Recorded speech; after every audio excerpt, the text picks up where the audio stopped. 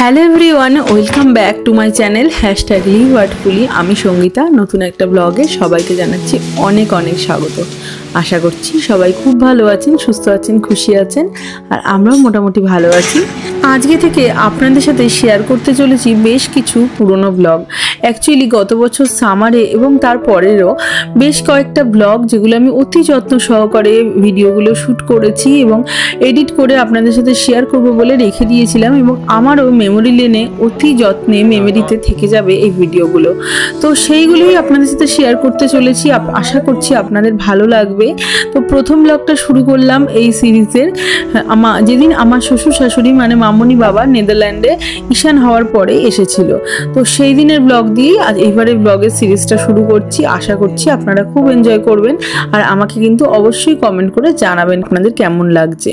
বিভিন্ন কারণে সময়ের অভাবে আমি আর এডিট করে দিয়ে উঠতে পারছিলাম না, আর কিছু কারেন্ট ব্লগও শেয়ার করে চলেছিলাম, যেগুলো ভাবছিলাম কারেন্ট দিনের দিনেই শেয়ার করে যতটা মানে তাড়াতাড়ি আমার পক্ষে সম্ভব শেয়ার করে দিই আপনাদের সাথে।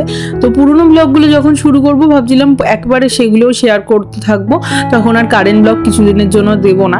তো সেই কারণেই এই ব্লগগুলো দেওয়া হচ্ছিল না। আর এই যে এটা হলো 4 অগাস্টে রাত্রিবেলা, রাত্রি 10টা বেজে গেছে তার পরের সময়। ঈশান এখন ঘুমিয়ে পড়েছে। ঈশানকে ঘুম পাড়িয়ে দিয়ে ক্যামেরা অন করে আমি রান্নাঘরে কাজ করতে এসেছি। অ্যাকচুয়ালি আজকে আমরা অনেকটাই রাত্রে জাগবো, কারণ কি আজকে মামনিরা ট্রাভেল করছে, কালকে এসে পৌঁছাবে 5 অগাস্ট। তো সেই জন্য রাত্রিবেলা যখন জাগতেই হবে, যেহেতু মানে ফ্লাইটটা কতটা আসলো কি হলো ওগুলো আমরা চেক করতে থাকবো, এবং যখন মামনিরা মাঝখানে যে এয়ারপোর্টে এসে পৌঁছবে সেখান থেকে যখন ট্রানজিটে থাকবে আমাদেরকে কলও করবে ওয়াইফাই কানেক্ট করে, তো কথা বলবো। সেই কারণে আমরা আজকে লেটই ঘুমাবো। তো যাই হোক, আমরা এখন জেগে যেহেতু আছি, আমি আজকের জন্য মিল প্রেপগুলো রেখেছি।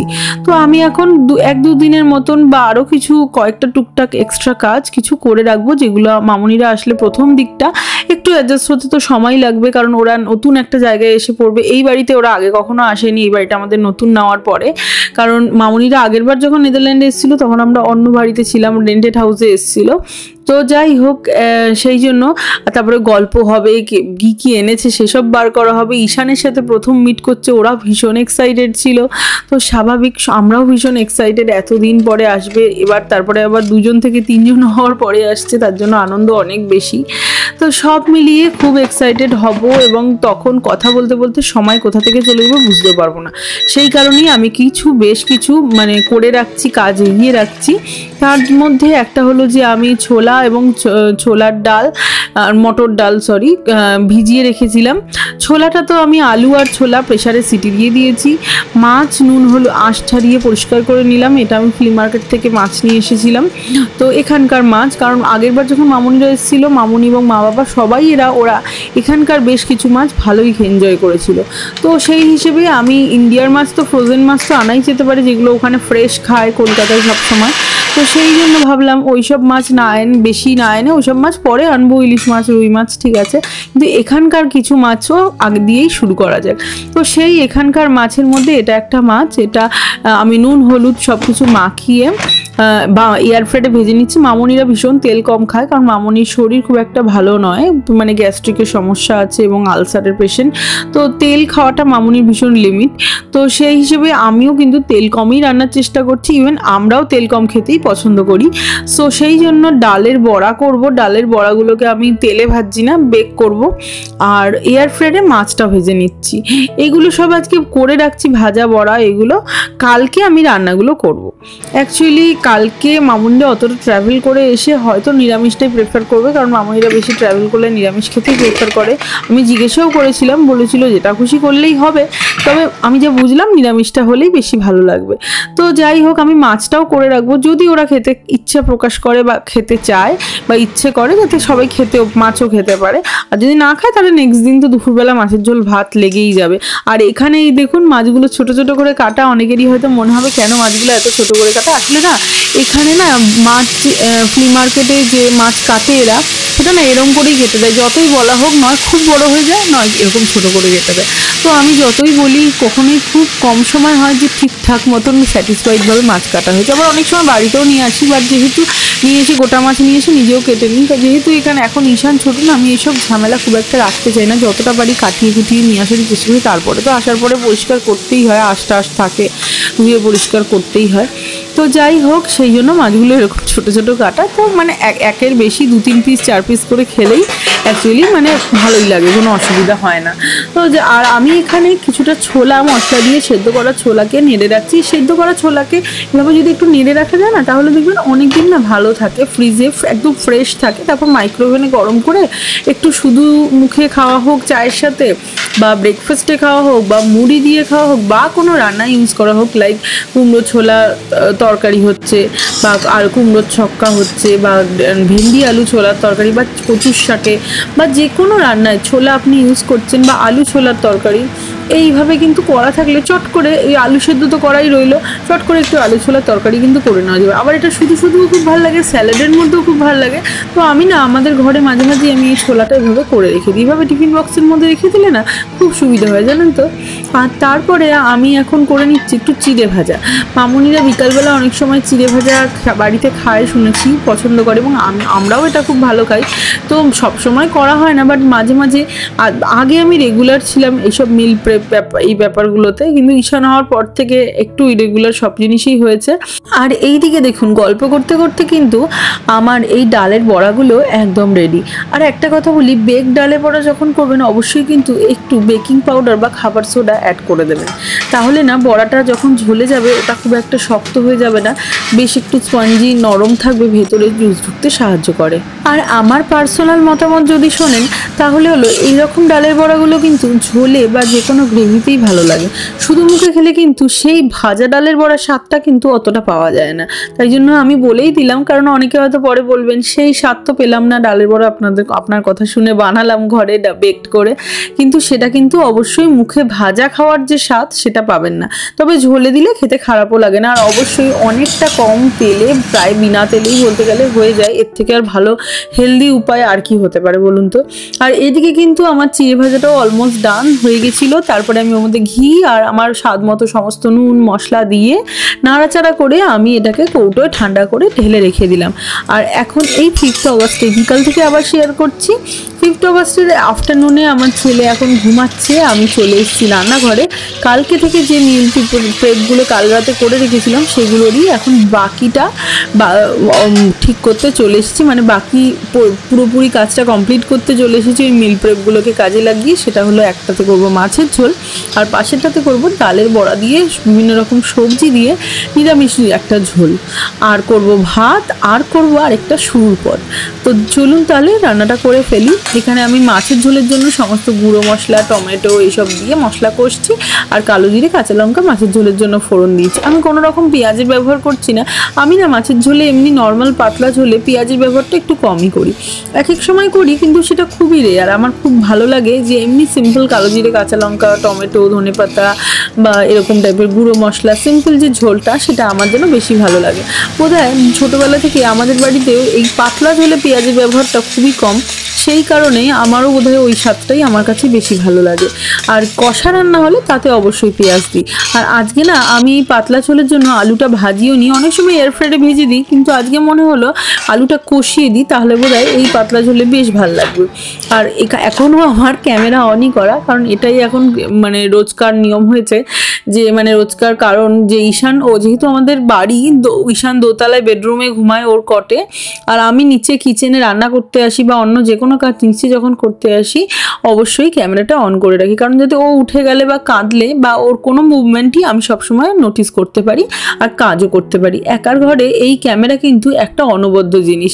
যারাই একা সংসার করছেন এবং যাদের দোতলা একতলা করে করতে হচ্ছে তাদের জন্য কিন্তু ক্যামেরাটা খুবই ভালো। এক ফ্ল্যাট হলে বা একটা ফ্লোরের মধ্যে পুরো বাড়ি হলে তাহলে ক্যামেরা হয়তো না হলেও চলে, কারণ আপনি শুনতে পাবেন বাচ্চা কাঁদলে, কিন্তু একতলা দোতলা হলে ক্যামেরা একদম জরুরি, ভীষণ একটা জরুরি জিনিস, যেখানে যেখানে আপনি একা রয়েছেন বাড়িতে।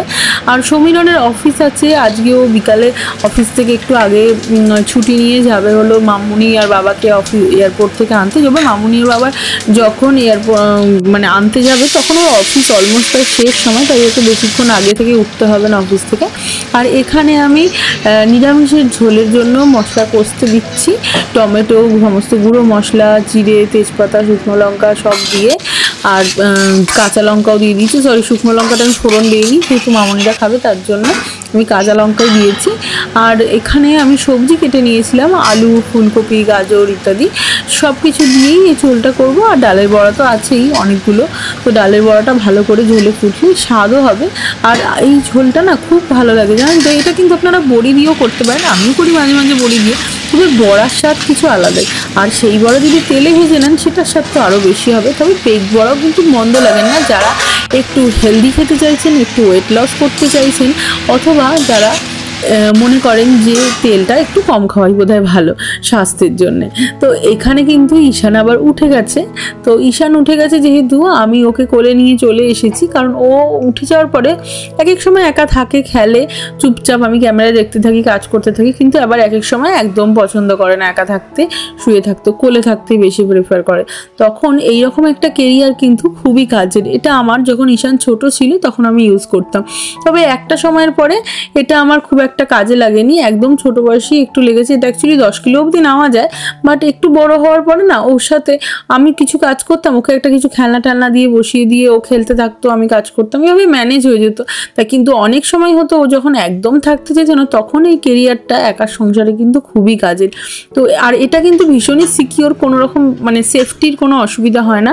এটা ডবল, দেখতেই পারলেন, ডবল সিকিওর করা।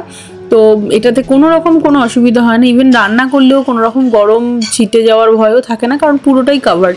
আর অবশ্যই বাচ্চা কোলে থাকলে তো সাবধানতা নিজেকে আরও বেশি মেনটেন করতে হয়, মানুষ আরও সাবধান অটোমেটিক হয়ে যায়। আর এখানে আমি বললাম যে একটা শুরুর পথ করবো, সেটাতে করছি হলো নিম পাতা আলু সেদ্ধ।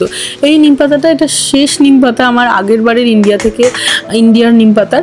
অ্যাকচুয়ালি আমি প্রেগনেন্ট হওয়ার আগে আমার মা বাবা এসেছিল না, ব্লগ তো শেয়ার করেছি আপনাদের সাথে, মা বাবা নিম পাতা নিয়ে এসেছিল তখন ড্রাই করে শুকিয়ে, যেহেতু আমরা খুবই ভালোবাসি সেই জন্য। তো নিম পাতা অনেক এনেছিল, তো আমার এতদিন ধরে চলেও এটাই লাস্ট ব্যাচ আর কি, একটু ছিল, শেষ হয়ে গেল। মামুনিরা তেতো খেতে খুব ভালোবাসে, তো নিম পাতা যেহেতু ছিল আর মামুনিরাও নিম পাতা ওরকম ড্রাই করে নিয়ে আসছে, তো ভাবলাম নিম পাতাই করি, করলা না করে। তো নিম পাতাটা আলু সেদ্ধ দিয়ে করলে খেতেও সবাই খুব ভালোবাসি আমরা এটা আমাদের বাড়িতে, তো সেটাই করলাম।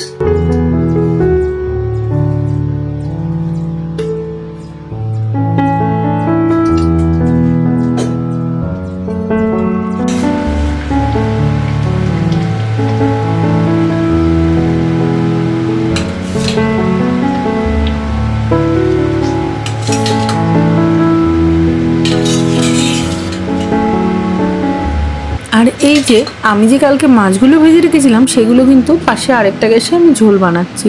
আর এদিকে দেখুন আরেকজন ঘুমিয়ে পড়েছে। কিন্তু অ্যাকচুয়ালি গায়ের সাথে থাকতে থাকতে গায়ের ওয়ার্মনেসের জন্য ঈশান এরকমভাবে একটু থাকলেই ও আবার ঘুমিয়ে পড়ে। কিন্তু এই ঘুমটা এমন ঘুম না যে ওকে বিছানায় শুয়ে দিলে ও ঘুমিয়ে থাকবে, এটা হলো ওর মানে আরামে হালকা হালকা একটা ঘুম এসে যায়, সেটা গায়ের সাথে বাঁধা থাকলেই একমাত্র সেভাবে ঘুমায়, বা কোলে থাকলে। এটা যদি আমি ওকে বিছানায় শুয়ে দিই ও সাথে সাথে উঠে পড়বে। সো এইভাবেই আমাকে এখন কাজটা আমি করবো, যাতে ওরও ঘুমটা হয়, ও আরামে থাকতে পারে এবং আমিও নিশ্চিন্তে কাজটা করতে পারি। আর এদিকে নিম পাতা আলু সেদ্ধ কিন্তু রেডি। আর এদিকে আমি যে ঝোলটা করছিলাম সবজি দিয়ে, তার মধ্যে এখন ডালের বড়াগুলো দিয়ে দিলাম। এই ডালের বড়াগুলো অনেকক্ষণ ফুটবে, এই ডাল যেহেতু এটা বেক ডালের বড়া, এটা চট করে ভাঙে না, আর অনেকক্ষণ ফুটলে বেশ বড়াগুলো সুন্দর হয়, নরম হয়। আর আমি এই ঝোলটাতে কোনো রকম ধনেপাতার ব্যবহার না করে, এই ঝোলটা যেহেতু তখন ছিল সামার টাইম, বেশ গরম ওয়েদার, তাই জন্য আমি এই ঝোলটাতে লেবু পাতা দিলাম। আর ধনে পাতা দিলাম হলো মাছের ঝোলে। মাছের ঝোলে আবার একটু ধনে পাতা দিলে বেশ ভালো লাগে কিন্তু খেতে। তবে এই ঝোলে লেবু পাতা কারণ না থাকলে ধনে পাতা দিলেও কিন্তু ভালোই লাগবে, ওটা আবার একটা অন্যরকম খেতে হবে। তবে লেবু পাতা দিয়ে ডালের বড়া বা বড়ি দিয়ে ঝোল কখনো এরকম সবজি দিয়ে ট্রাই করে দেখবেন, খুবই কিন্তু ভালো লাগে, বেশ একটা রিফ্রেশিং স্বাদ হয়, স্পেশালি সামার টাইমে খুবই ভালো লাগে। আর এখন পড়ে রইলো যে কাজটা সে কাজটা করে ফেলি। সব কিছু রান্নাবান্নার পরে যেটা থাকে সেটা হলো ক্লিনিং। তো আমি যে ডিশওয়াশারে বাসন টাসনগুলো হয়েছে সেগুলো সব ঢুকিয়ে দিই আর টুকটাক হাতে ধুয়ে ডিশওয়াশারটা অন করে দেবো, কারণ ডিশওয়াশারে আগেরও বাসন ছিল, তো এক লোড চলে গেলে অনেকগুলো বাসন ধোয়া হয়ে যাবে।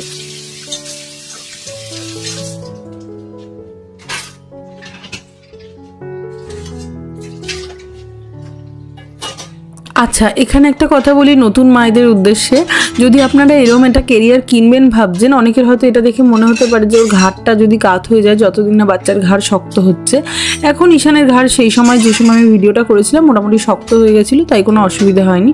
কিন্তু যতক্ষণ না শক্ত হচ্ছে আপনারা ওই যে কাপড়টা এই কাঁধের সাইড দিয়ে যেটা আমার উঠেছে সেটাই কিন্তু নিয়ম হলো বাচ্চার মাথার ওপর দিয়ে যাবে, যাতে একটা মাথাটা ঘাড়টা সাপোর্ট পায়।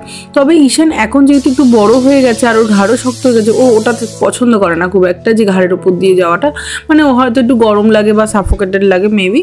বাট এটা নিয়মটাই কিন্তু ছোট বাচ্চাদের জন্য যে ওই কাপড়টা যাবে হলো ঘাড়ের ওপর দিয়ে, তাহলে বাচ্চার ঘাড় একটা সাপোর্ট পাবে, মাথাতে একটা সাপোর্ট পাবে। আর তাছাড়া আমরা যখন কাজ করি তখন অনেক সময় মানে আমি যেমন চেষ্টা করি মোস্ট অফ দ্য টাইম, যখনই আমার হাত খালি একটা হাত ওকে ওর পিঠের ওপর বা ঘাড়ের ওপর বা মাথার ওপর রাখা, তাতে বাচ্চার ভালো লাগে আর আমারও ভালো লাগে। এভাবে কিন্তু যারা বিদেশে থাকেন, যাদের কোনো হেল্পিং হ্যান্ড নেই এবং একার সংসার, জয়েন্ট ফ্যামিলিও না, ইভেন যারা দেশে থাকেন জয়েন্ট ফ্যামিলি না বা সেরকমভাবে হেল্পিং হ্যান্ডও নেই, তাদের জন্য কিন্তু হ্যান্ড ফ্রি রেখে ঘরের সমস্ত কাজ বাচ্চা নিয়ে সামলানোর এটা একটা খুবই ভালো মানে জিনিস। আমার তো খুবই ভালো লেগেছে। যাই হোক, আমার সমস্ত ক্লিনিং ডান, আমি ডিশওয়াশার অন করে দিয়ে চলে আসলাম এখন একটু গার্ডেনে। ভাতটা একদম লো করে বসিয়ে এসেছি, ওটা আস্তে আস্তে হতে থাকবে। ভাবলাম একটুখানি গার্ডেনে বসিয়ে ফ্রেশ এয়ারে, ঈশানকেও একটুখানি মানে ফ্রেশ এয়ারে রাখা রোজ উচিত। তো ওরও ভালো লাগে, ও বাইরে আসলে খুব অবাক হয়ে সব কিছু দেখে, তো আর আমারও খুব ভালো লাগে।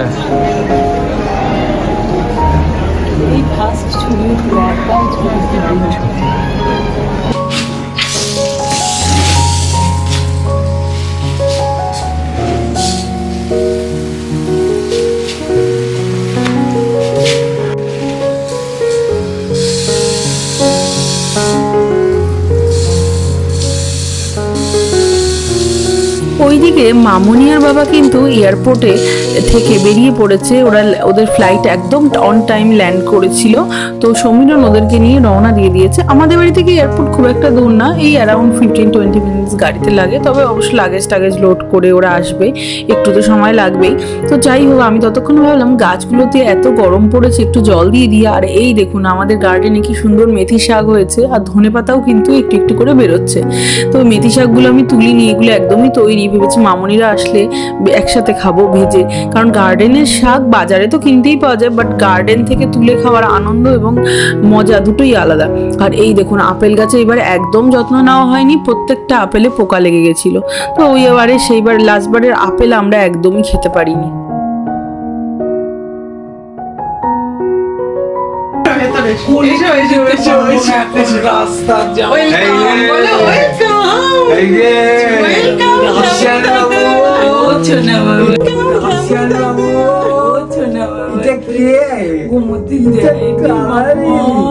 আমি মোবাইলে ফটো তো দিচ্ছি মনে হচ্ছে, তাই না? আমি দেখছি মনে হচ্ছে।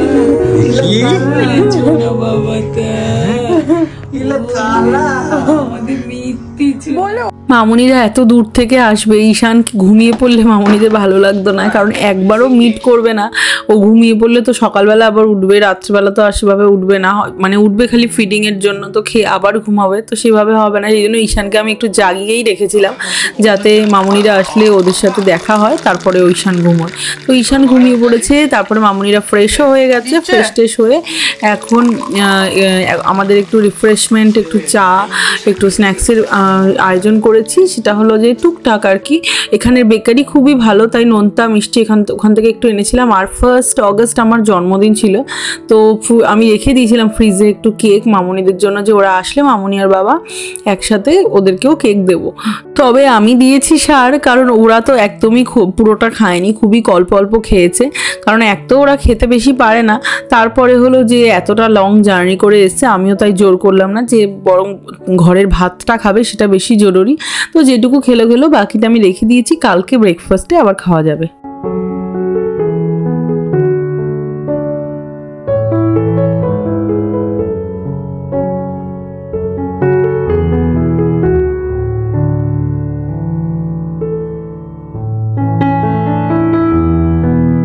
এই যে কলকাতা থেকে এসছে বিভিন্ন রকম মিষ্টি, নোনতা, বড়ি, এভরিথিং, সবজি, সব কিছু আছে। ছোট ছোট প্যাকেটগুলো দেখলেন, দই, juice, etcetera etcetera, butter, coffee, cream, এগুলো সব অ্যাকচুয়ালি ফ্লাইটের জিনিস, যেগুলো মামুনিরা খেতে পারেনি, ওগুলো নিয়ে এসছে, তো ওগুলো আমরা খেয়ে নেবো আর কি, সেই জন্য। তো আর এখানে বিভিন্ন রকম সবজি, নোনতা সবই আছে, সবজি সবই এখানে পাওয়া যায়, বাট ওই কলকাতার একটা ইমোশন আছে না, কলকাতার সবজি স্বাদ আলাদা, তো সেই আর কি ব্যাপারটা। আর এখানে আছে ছাতু, যেটা আমার কাছে, যেটা আমি আনতে বলেই দিয়েছিলাম, ছাতু আর বড়ি, কারণ আজকাল আমি আর বড়ি সেভাবে দেওয়ার টাইম পাই না, আর ছাতুটা আমাদের এখানে না পাওয়া যায় না, আমি অনেক দোকান খুঁজে দেখেছি। আর এটা হলো নেক্সট ডে মর্নিং, ঈশান ঘুম থেকে উঠে পড়েছে, এখনও দুধ খাবে, তো সেই জন্য এখন খিদেও পেয়েছে, ঘুম থেকে উঠে একটুখানি মুডটাও অফ, তাই একটু কান্নাকাটি চলছে। তো খেয়ে দিয়ে তারপরে ও ঠাম্মা দাদুর সাথে খেলবে। ভিডিওটা এডিট করতে গিয়ে আমিও যেন ওই দিনগুলোকে নতুন করে রিলাইভ করছি। বাচ্চারা তো ভীষণ তাড়াতাড়ি বড় হয়ে যায়, ঈশানও সেরকম ঝড়ের গতিতে যেন মনে হচ্ছে বড় হয়ে যাচ্ছে। এই ছোট হসপিটাল থেকে নিয়ে আসলাম, আবার এই বড় হয়ে গেল, মানে এখন তো মনে হয় অনেকটাই বড় হয়ে গেল। তো যাই, মানে যখন এই ভিডিওগুলো এডিট করি, যেহেতু ভিডিওগুলো আমি অনেক মানে আস্তে আস্তে দিচ্ছি, অনেকটা স্লো মানে ওয়েতে আমি ভিডিও এডিট করে দিতে পারছি, সেটা যে কোনো কারণেই হোক, কিন্তু মনে হয় যেন কিছুটা হলেও সময়টাকে নতুন করে আবার রিলাইভ করতে পারছি, নতুন করে আবার বাঁচতে পারছি ওই দিনগুলোকে। এমনিতে তো দিনটাকে আটকে রাখা সম্ভব না, কিন্তু এই ভিডিও স্লো হওয়ার কারণে, ভিডিওগুলো এডিটটা করতে দেরি হওয়ার কারণে এই লাভটা আমার হচ্ছে। ওই যে কথায় বলে না, সব জিনিসেরই একটা ভালো দিক থাকে, একটা খারাপ দিক থাকে, সেরকমই ব্যাপারটা, এটা হলো এটার ভালো দিক।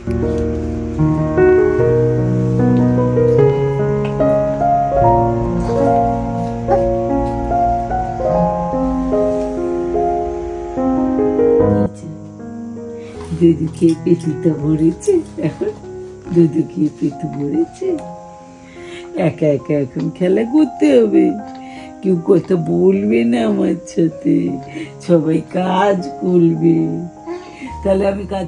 আর এই যে কলকাতা থেকে এসছে আমার বেশ কিছু জামা কাপড়, আমি এগুলো সবই অনলাইনে কিনেছি, এখানে শাড়ি থেকে নাইটি থেকে সবই আছে। ঈশানের প্রচুর জামা কাপড় আছে, অ্যাকচুয়ালি 3 জনেরই আছে। তো আমি না বেশিরভাগ জামা কাপড়ই অনলাইন কিনেছি, শুধুমাত্র ওর অন্নপ্রাশন রিলেটেড যে জামা কাপড় সেইগুলো একমাত্র আমি মামুনিরা দোকানে গেছে আমি পছন্দ করে কিনেছি। তাও অন্নপ্রাশন ডে 1-এ আমি সকালবেলা যে শাড়িটা পরেছিলাম সেটা হলেও আমি অনলাইনেই কিনেছি। আর আমার বেশ কিছু জামা কাপড় আসার কারণটা হলো, কারণ আমার এখন অনেক জামা কাপড়ই আগের হয় না আর গায়ে। অবভিয়াসলি যে ম্যাটারনিটির কারণে, ডেলিভারির পরে যে ওয়েট গেইনটা হয় প্রেগনেন্সিতে, তো সেই ওয়েট গেইনটাই আমার এখন চলছে, এটা লস করতে লাগবে আমি জানি না কতদিন। সো আমার আগের জামা কাপড় আমার হয় না, সো আমার নতুন জামা কাপড় দরকার ছিল, সেই জন্য মানে অনলাইন সব কিনেছিলাম। আর মামুনিরা যখন আসছিল তো লাগেজও ডবল লাগেজ ছিল, 2টো করে সুটকেস, তো হয়ে গেছে, অসুবিধে হয়নি। আশা করছি আপনাদের ব্লগটা ভালো লেগেছে। যাই হোক, আশা করছি আপনাদের সব প্রশ্নও আমি উত্তর দিতে পেরেছি। আর আজকের মতো ব্লগটা আমি এখানেই এন্ড করব। Tata, bye, thanks for watching till the end. যদি কিছু প্রশ্ন থাকে, যদি কিছু আপনাদের বলার থাকে, অবশ্যই আমাকে কমেন্ট সেকশনে জানাতে পারেন।